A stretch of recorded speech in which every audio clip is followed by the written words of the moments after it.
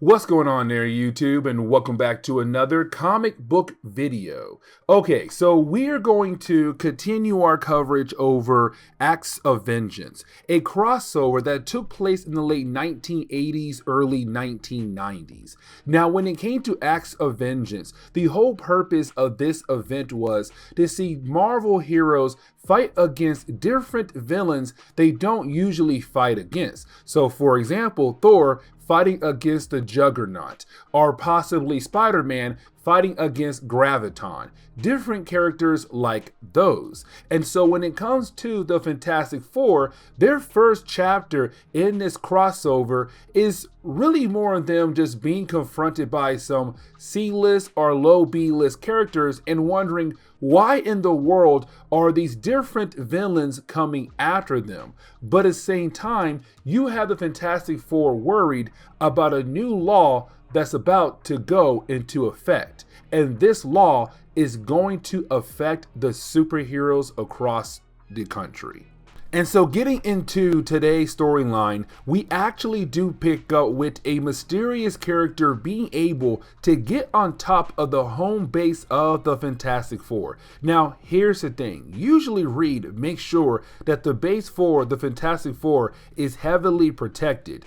But at this moment right now, the alarm system is down completely. And so our mysterious character here is able to attach some kind of device to the building, which could play an effect down the road. But then on the lower level, we do see a young couple walking into the building. And that would be Ben Grimm and She-Thing.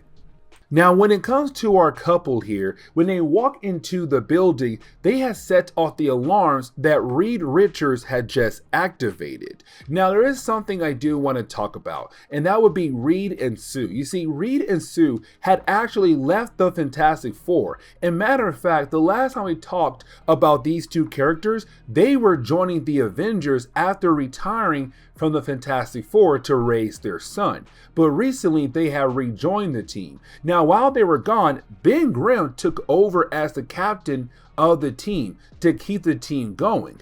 But of course, he's now back into his old position again. Now, when it comes to She-Thing, we had talked about her before. She-Thing is known as Sharon Ventura. And matter of fact, in the 1980s, she was a Miss Marvel character. But she did join the Fantastic Four when Reed and Sue had stepped down. Now, after she had joined the Fantastic Four, she was also hit with cosmic rays, which of course turned her into She-Thing. Now, she has a relationship with Ben Grimm, who is currently in his human form. Now, when it comes to Ben Grimm, he's very upset about the idea of being caught in one of the alarm system trap that Reed had activated. But you have Reed apologize for what happened to Ben and also what happened to She-Thing. And you have the two characters go their separate ways. Now, it's not like Reed is actually in trouble. It's not like Ben really does hate Reed.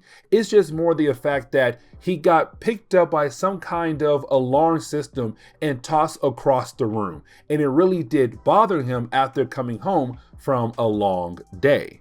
Now, something else I do want to talk about is going to be Alicia Masters. Now, originally, Alicia Masters was actually dating Ben Grimm, but around this time in Marvel Comics, she was dating Johnny Storm. Matter of fact, they're about to get married very soon. Now, if you are a good old Fantastic Four fan, you already know that this is not Alicia Masters. And matter of fact, I'm going to save that surprise for later on. But you do have her, Johnny, and Reed talking about the new law that's about to go into effect. Now, we have been talking about this over in our X-Men videos, that there is going to be a law that says mutants must register if they are a mutant. Now, another law is also being made for the entire superhero community.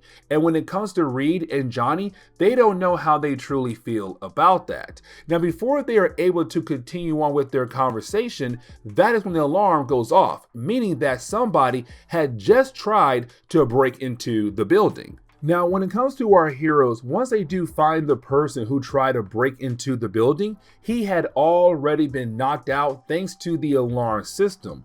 But we kind of find out It is the Constrictor. Now, when it comes to Constrictor, better known as Frank Payne, he used to be part of S.H.I.E.L.D. a long time ago, but he went undercover for S.H.I.E.L.D. as a super villain. But he had a nervous breakdown, which then led to him to become the Constrictor. Now, here's the thing.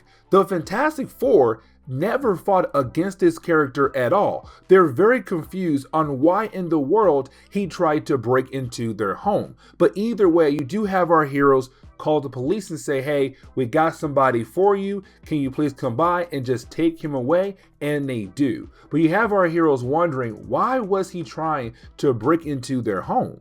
Now, while you have our heroes being able to move on from that incident, you did have our heroes sit down and talk more about the new law that's about to go into effect very soon. Now, here's the thing. The Fantastic Four were invited to talk to Congress to hopefully make sure the law does not go into effect at all. But you also have Susan saying she's afraid that this law could possibly lead into the idea of heroes being used for different military missions. Now, guys, that is very similar in what we saw back in Ultimates 2 by Frank Millar, because in that universe, in the Ultimate Marvel universe, the Ultimates became a military force to be used against other countries. And so for Susan, she's saying that could possibly happen here. Now, when it comes to our heroes, while they are talking, somebody else is trying to break into the building, and that would be the Beetle. Now, when it comes to the Beetle, he had actually fought against the Human Torch,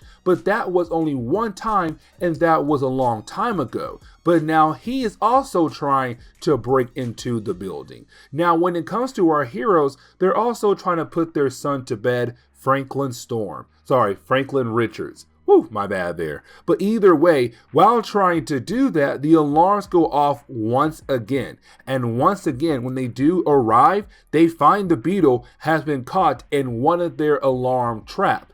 But now they're kind of wondering, why in the world are these different villains that we don't usually fight against trying to break into our building? And that shows the Fantastic Four has no idea that Acts of Vengeance is currently going on at the moment. And so they have no idea that the villains are deciding to go after heroes they don't usually fight against. And what's crazy is that once you have our heroes being able to have some more downtime, the alarms go off once again, and this time it's another character the team don't usually fight against. It's the Shocker. He usually fights against Spider-Man, and so you have our heroes wondering, why in the world is Shocker here for? What in the world is going on?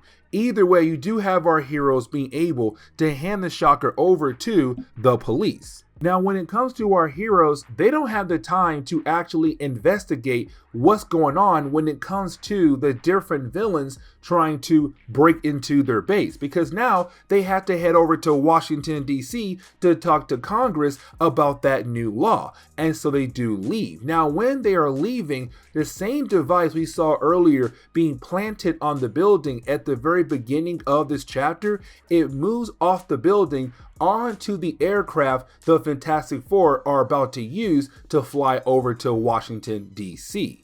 Now, while our heroes are leaving, you did have Steve Rogers and Thor arrive. Now, this scene takes place before our next video, where we're going to see Thor being able to fight against Juggernaut. But it does take place after the earlier parts of our coverage over Acts of Vengeance, because you have Steve Rogers mention that Avengers Island was destroyed. But the reason why he is here alongside with Thor is to find a temporary base for the Avengers, and he was hoping to use the base of the Fantastic Four as the new base for the Avengers. But unfortunately, they just left, and when our two heroes arrive on top of the building, the new alarm system that Reed had installed begins to attack Thor and also Captain America. Now, our two heroes are able to protect themselves, but they realize that now they don't have access to the building because Reed had changed